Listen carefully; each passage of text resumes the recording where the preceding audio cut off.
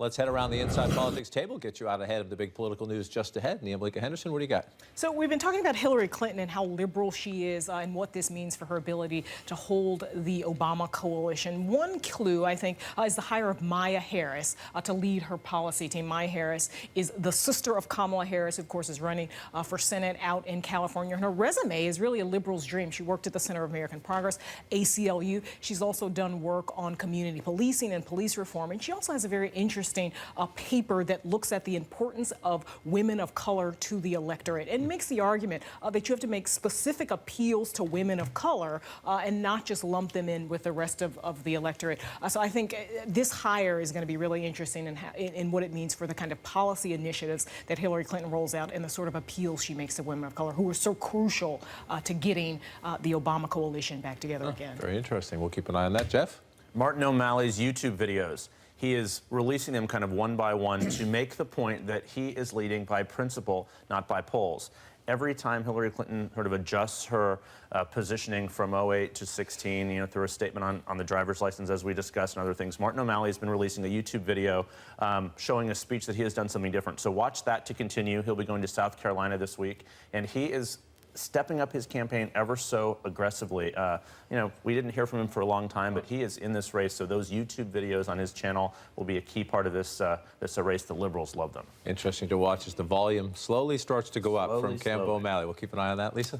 So I was in Iowa this past week with Hillary Clinton for a couple days, and while she was focused on wooing those all-important caucus goers, we also got a really interesting glimpse into one of the most intriguing relationships in politics, which is Hillary and the man she hopes to replace. She walked a really fine line when she talked about President Obama. She embraced key portions of his legacy, coming out strong for the health care law, for his push for immigration legislation, but it wasn't all sunshine and light. She also took sort of subtle digs at his leadership style. She said that America's on the wrong track. I can't believe I'm saying this, but at times she sounded almost like a Republican. It was unbelievably fascinating and something I think we'll see more of in the months to come. Sort of the most delicate balance in her life right now at the moment. Jonathan? There's been chatter in the GOP operative class about a Rubio-Walker ticket or a Walker-Rubio ticket. The thinking is that they would complement each other. One's from Florida, one is from Wisconsin, but obviously that they are a similar age. They both would offer that kind of generational dynamic in the same way that Clinton and Gore did, John, in '92. Now, the Rubio folks don't like this chatter too much because oftentimes it's Walker-Rubio rather than the other way around, and they think it's kind of sort of being ginned up. But what's interesting is in New Hampshire over the weekend, I was there for this big cattle call of all the candidates.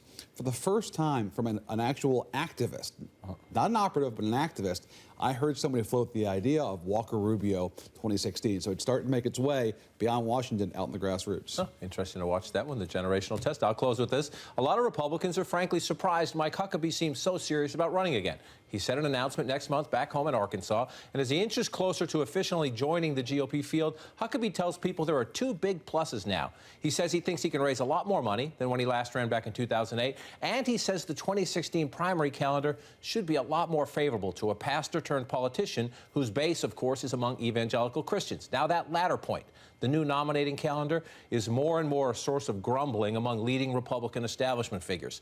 Now, some of these pieces are not yet locked in, so let's keep an eye on this over the next few months. But what worries the establishment most is the likelihood of the so-called SEC primary in early March, a Super Tuesday, maybe back-to-back Tuesdays, when Alabama, Arkansas, Georgia, Mississippi, Tennessee, Texas, and Louisiana would vote. In 2008 and 2012, conservatives Huckabee and then Rick Santorum did quite well in those states, but it was too late. John McCain and Mitt Romney were well on the path to the GOP nomination. But with a crowded field this time, no clear frontrunner, and some other likely calendar shifts, like Florida pushing back and going later, those southern states could have much more sway, and that has the establishment very nervous because they're wary of the likely beneficiaries, candidates like Huckabee and Ted Cruz.